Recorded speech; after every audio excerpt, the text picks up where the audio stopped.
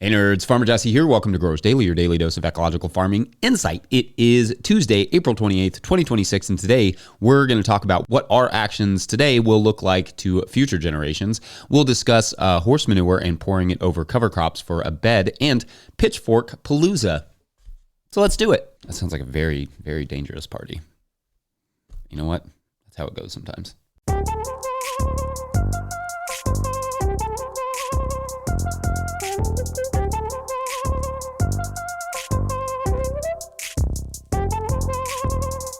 All right, everyone, welcome to Tilth Tuesday, your weekly reminder that you can get living soil compost and potting mixes from the bona fide nerds over there at Tilth Soil. Check out Nathan on the Composter podcast, Season 4, Episode 3, or head to tilthsoil.com to learn more. I hope everyone is doing well so far to start your weeks. It's been storming here all night with some heavy rainfall at times. Not sure the accumulation yet as I am recording this, but I would venture to say it was well over an inch, and we needed it. My dairy farming friend Jenny, she lives up near Louisville, told me her grass was so dry it was already going to seed, which is not great.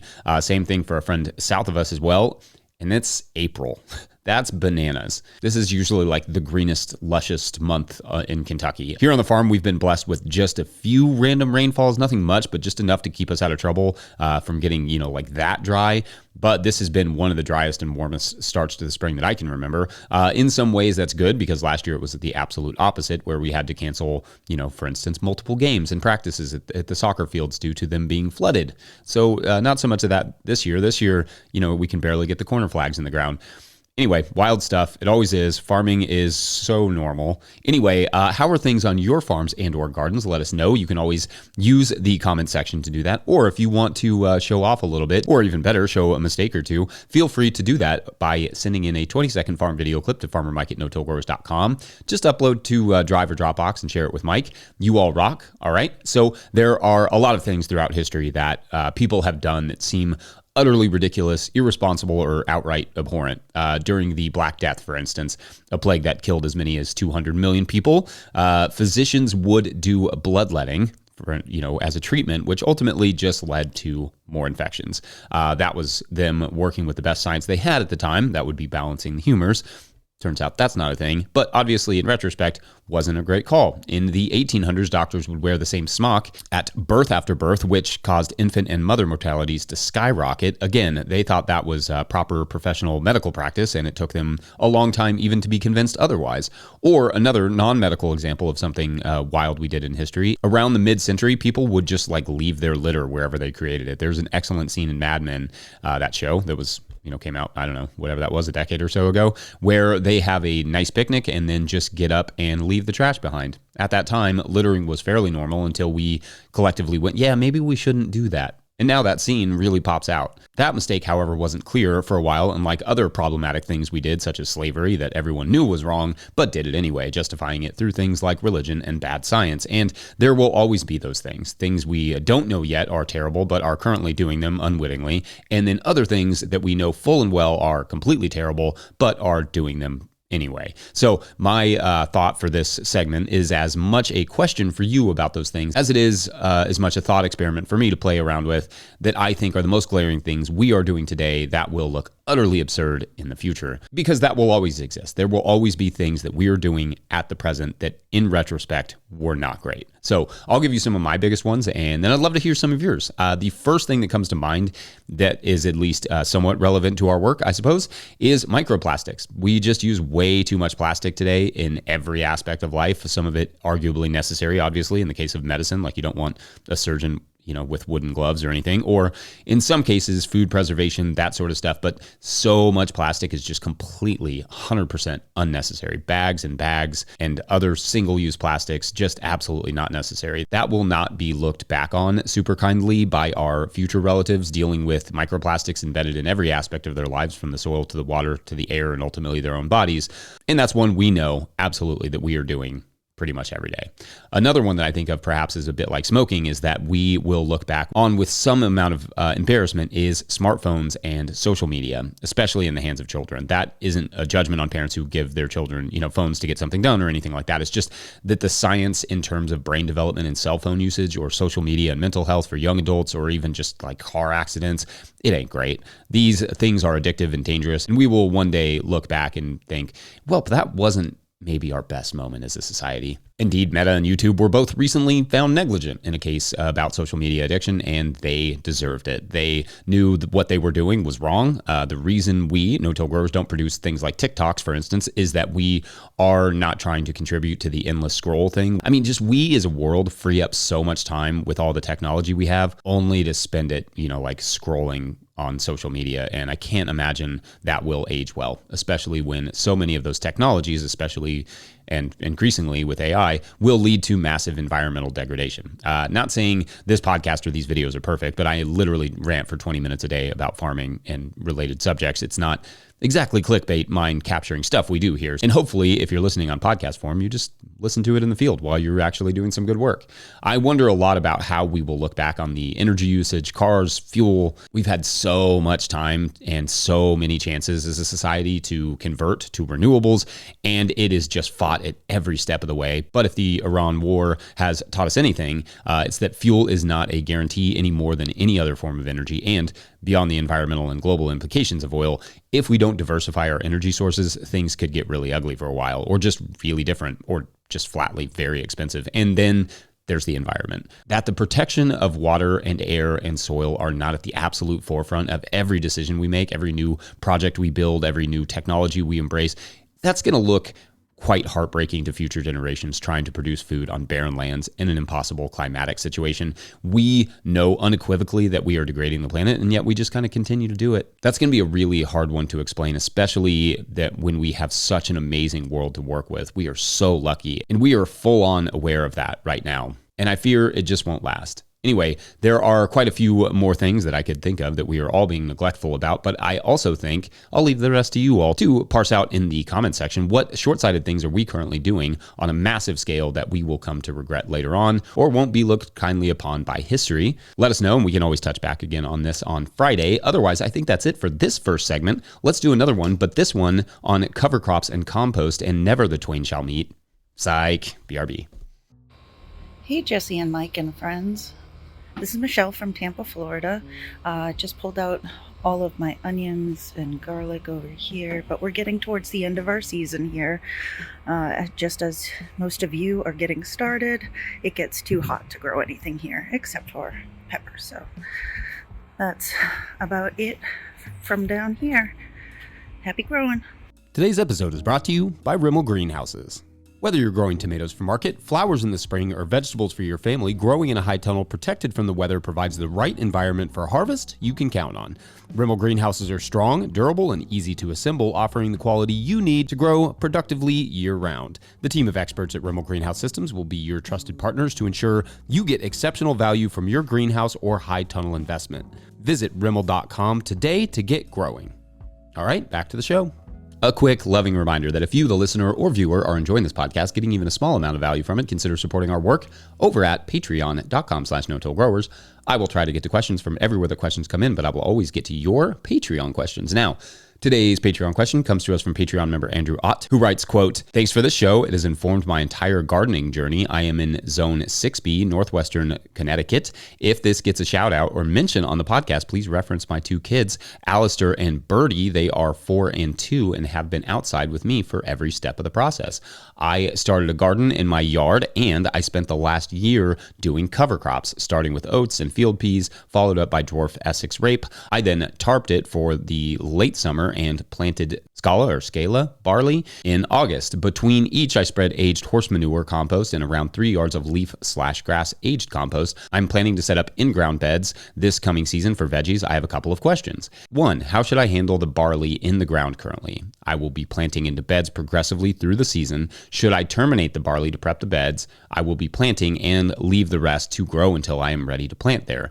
For the early beds, can I chop it, score the crowns a bit, and dump compost on top and plant into that? All right, so let's end the quote here for a second before getting to the second question, because this is a long one, and I'll just answer this first one real quick. First, thank you for this. This is fun. Good questions here. Terminated, overwintered, grains early is tough when they're short and lush because they tend to grow back, even with a compost layer.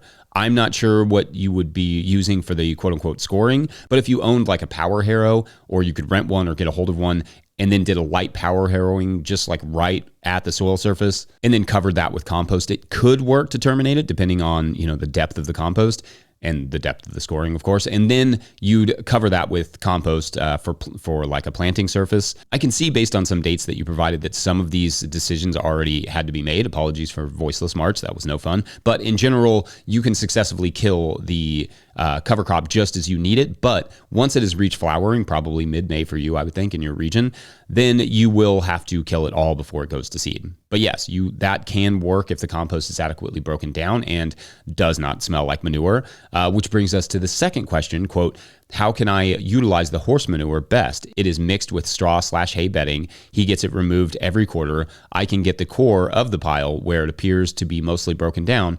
Can I get that and lay it onto the beds and let it cool in place for a week or two? Do I need to compost it fully myself? And they say the farmer does not use any herbicides or chemicals on their pasture. End quote. All right, so you ideally want it all the way decomposed. If it's still hot, then it still has some time to go on the decomposition part, but maybe not a lot. If you can repile it, re-wet it, and let it cook for a few weeks, then you should be good to go. It just needs to not smell like manure, preferably when it goes down on the bed, and definitely not still be raw when you go to plant into it, or the excess nitrogen could burn your plant roots. Pouring it over the preferably dead barley will help to balance it after a little bit of time. But if it's hot at all when you put it down, but you need to use it, take your time in planting into it. Like give it a couple weeks to chill out, like you suggested. Having it fully composted is preferred, but sometimes you got to work with what you got. Now, the only thing to add, like about the barley, is that if you can, fully terminate the barley before composting over it, that's definitely preferred. The reason being that sometimes the compost can feed grain crops like that, and it can bounce back, especially if the compost layer is not thick enough.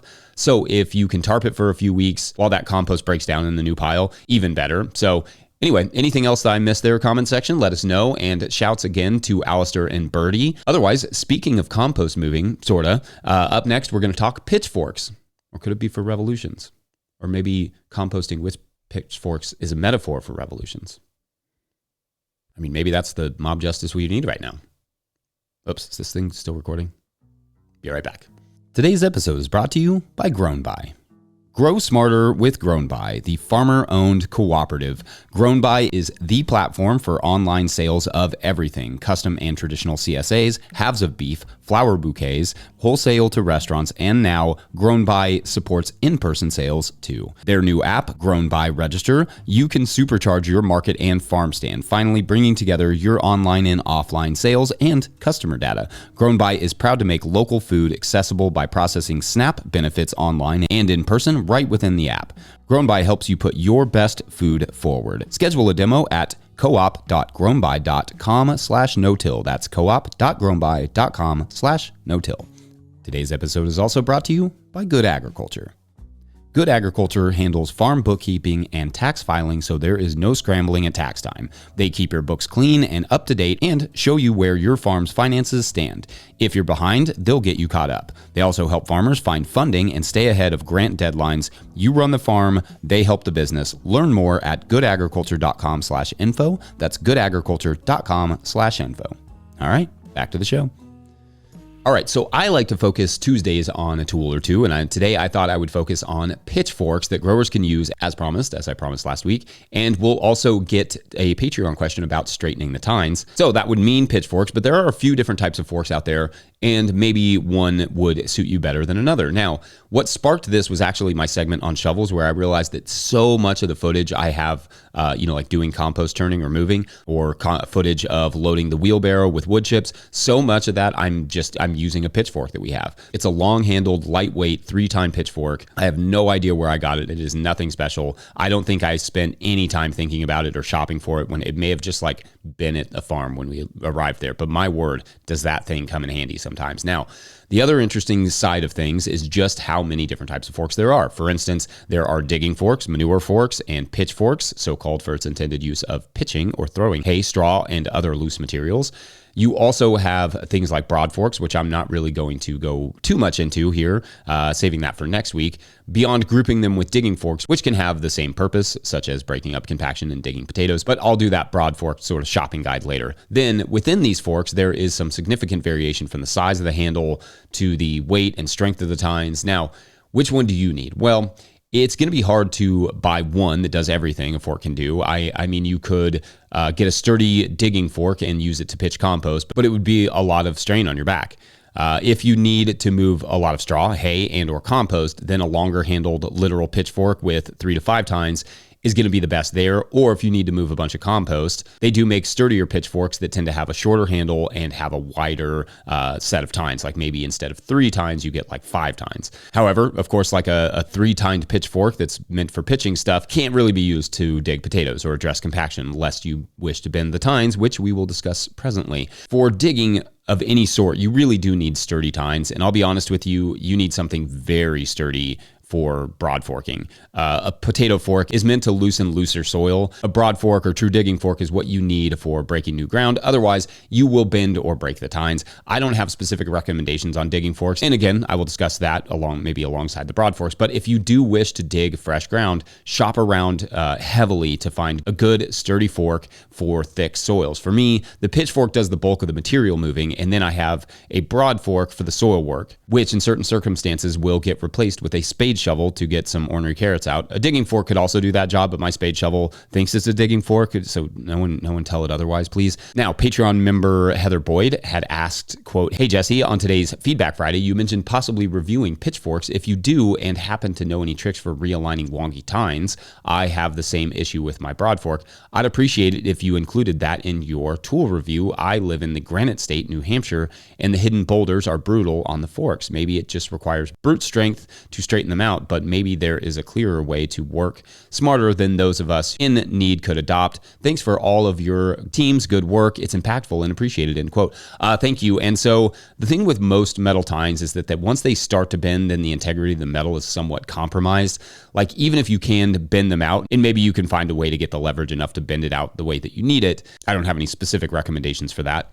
Usually, maybe strapping it to something extremely sturdy, like some sort of column or something that you can't pull down, and then bending it backward the other way could work. But once it starts to bend, that integrity is compromised. So even if you can do that, you will probably need some amount of welding or something to fix it. You can potentially hire a metal worker to attach a new tine or something to stabilize that tine that you have, and then of course bend it back, which could be worth it, but for a broad fork. But for a pitchfork, the price is probably not going to make a ton of sense. Just depends on what that person wants to charge for it. In rockier soil like that, make sure you are buying the sturdiest broad fork that you can, like the Meadow Creature. That's one that we've had for over a decade, and it's great in heavy or rocky soils. It's had a ton of experience in both at this point. In fact, our last farm was full of rocks, and this farm is full of clay. Anyway, broad fork section next week. So for now, I guess that's my pitch. See what I did there? And this is Tilt Tuesday being all done. Don't forget, No Till Growers is a nonprofit 501c3, so donations are tax deductible and greatly appreciated. Please make sure to like and subscribe and or follow wherever you're getting this podcast. That is an easy way to help us out as well. Enormous thank you to all of our show sponsors. And if you'd ever like to sponsor the show, you can reach out to Farmer Michelle at notillgrowers.com. Huge shouts to Farmer Michelle for all her work. Big thank you to the No Till Growers Board of Directors. Huge shouts to Willie Breeding for the theme music, Mike Hilbert for the production help and editing, and my wife Hannah for absolutely everything in the world. Also, shouts to Epidemic Sound for the background music that you can hear. You figure out you might as well pick up a hat or a copy of my book, The Living Soil Handbook, at notillgrowers.com to support this work. Big thank you to everyone over at patreon.com/notillgrowers, where at a certain level, or if you just bump up from one level to another, or you sign up in the month of May, you get a shout on the show. So big shout outs today to suspense. James is our new nematode. Shouts, James. All right, so we get a story after all this week. Thanks, James. That is great news. Okay, well, in today's story, Jeffy stands in front of his audience. His heart is, pounding, but he's calm, confident, and impassioned. And he looks down at this small podium in front of him, and he pounds his fist, and he says, "We are not here for them. We are here for us," he says, and to rapturous applause. "When they try to control us," he says, "we are not controlled. It merely serves to charge the battery of revolution. And, my friends, I don't know about you, but my battery is full." Again, the room, erupts with applause and thunderous clapping and shouting, and there's a pitchfork or two, not gonna lie. But why? What's happening here? Well, that is for tomorrow, sign-up spending, on Take It Back. Yeah, that's great. Revolution story. Haven't had one of these yet. All right, thanks for watching and or listening. We'll see you then. Bye.